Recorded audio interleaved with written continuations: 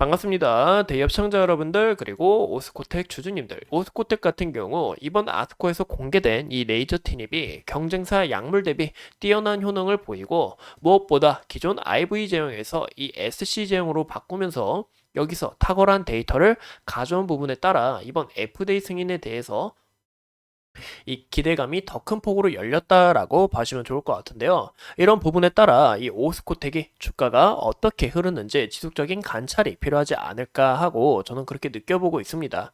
그래서 이 유한양행을 우리가 좀 지속적으로 관찰을 해야 되고 이런 부분에 따라 이 앞으로 주가의 방향성이 어떻게 될지 우리가 오늘 함께 알아보고 타그리스보다 이 뛰어난 효능을 우리가 한 번 더 복기를 한 다음에 우리가 아스코 이후에 주목해야 될 이슈는 어떤 부분인지 우리가 이런 요소들 함께 체크하시는 게 좋을 것 같아요. 그래서 이번 영상도 중요한 만큼 끝까지 시청해 주시고 좋아요와 구독으로 큰 힘 주시면 감사하겠습니다. 그럼 같이 바로 알아볼까요? 이 아스코 같은 경우 죄송합니다. 이번 아스코에서 이제 유한양행이 이 IV에서 정맥 주사에서 피하 주사로 좀 제형을 바꾸면서 투약 시간도 크게 줄어들고 무엇보다 뛰어난 약효와 부작용을 줄이면서 이 FDA 승인에 대한 기대감이 더욱 향상됐다라고 봐주면 좋을 것 같아요. 무엇보다 이 기존 레지티닙이 갖고 있던 기술을 유한양행에게 기술 이전을 했고 또 유한양행이 이 알티우젠의 기술을 이전한 만큼 추가적으로 이 로열티에 대한 기대감이 크게 향상됐다라고 봐주면 좋을 것 같습니다. 무엇보다 이번 이 오스코텍이 크게 기대가 되는 요소가 보시는 것처럼 이 매출이 큰 폭으로 다시 개선될 거다라는 이런 컨센과 함께 오스코텍에 대한 이 기대감이 크게 향상됐다라고 봐주면 좋을 것 같아요. 무엇보다 현재 이 컨센들도 오스코텍이 지속적으로 좀 이뤄내주지 않을까라고 이런 이야기가 많이 나오고 있는데 그 이유 또한 이 유한양이 정말로 이 FDA 승인에서 좋은 결과를 보여주지 않을까 하는 이 기대감이 크게 형성됐다라고 봐주면 좋을 것 같습니다. 이제 8월달 이 FDA 허가를 앞두고 있는데 이 8월달 FDA 허가를 앞두고 있고 또 렉나자와 리브리반트 병용 임상 5건을 추가적으로 공개하면서 이 모멘텀이 더욱 확장됐다라고 봐주면 좋을 것 같아요.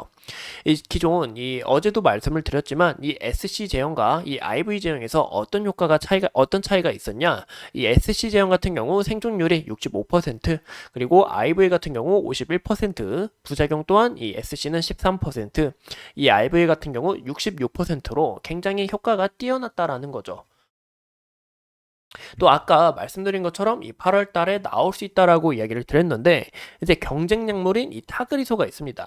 이 타그리소 또한 항악함 이 병용요법으로 FDA 우선 심사 대상으로 좀 지정을 받았고 여기서 4개월 뒤에 올해 2월에 품목허가 승인이 난 것처럼 이 기존 유한양행의 기술인 이 레이저 티닙 또한 이 8월 달까지 이제 이슈가 나올 것으로 현재 시장은 전망을 하고 있지만 더 빨리 나오지 않을까 이번에 아스코에서 공개한 이 SC 제형으로 인해서 추가적으로 이 모멘텀이 확장됐다라고 봐주면 좋을 것 같아요.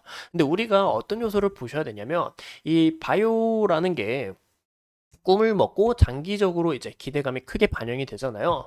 근데 유한양행의 이 레이저 티닉 같은 경우 정말 이 FDA 승인이 된다 하면 추가적으로 좋은 흐름을 나타내주지 않을까 싶어요.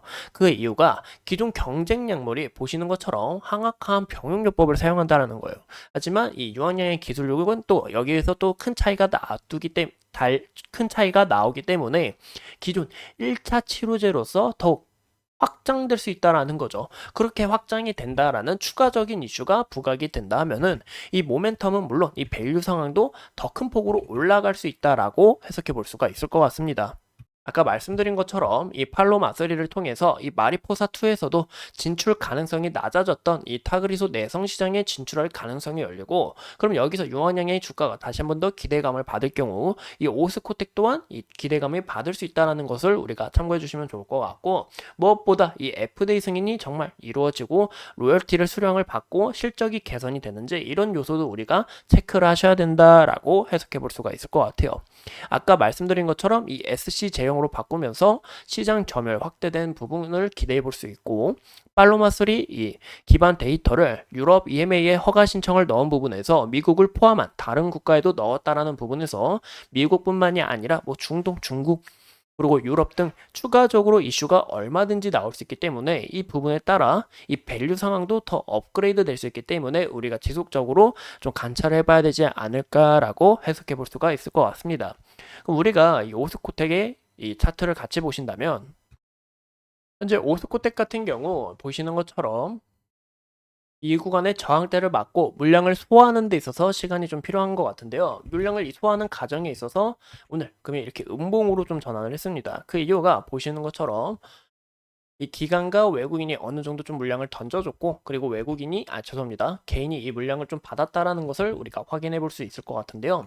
무엇보다 이 외국인과 기관이 지속적인 물량이 아직 남아있는 만큼 추가적으로 이 물량을 다 던진 게 아니기 때문에 이 물량에 있어서 어떤 흐름을 우리가 이어나가는지 이런 요소도 우리가 체크를 하셔야 된다라는 거 참고해 주시면 좋을 것 같고, 무엇보다 현재 구간에서 만약에 물량 소화가 이루어지게 될 경우 이 구간의 매물대 원의 저항대에서 주가가 받쳐주지 않을까 하고 기대를 해봤는데, 여기서 딱 받쳐준 결과를 봤을 때 여기서 만약에 이탈이 나오게 될 시 이 구간의 매물대와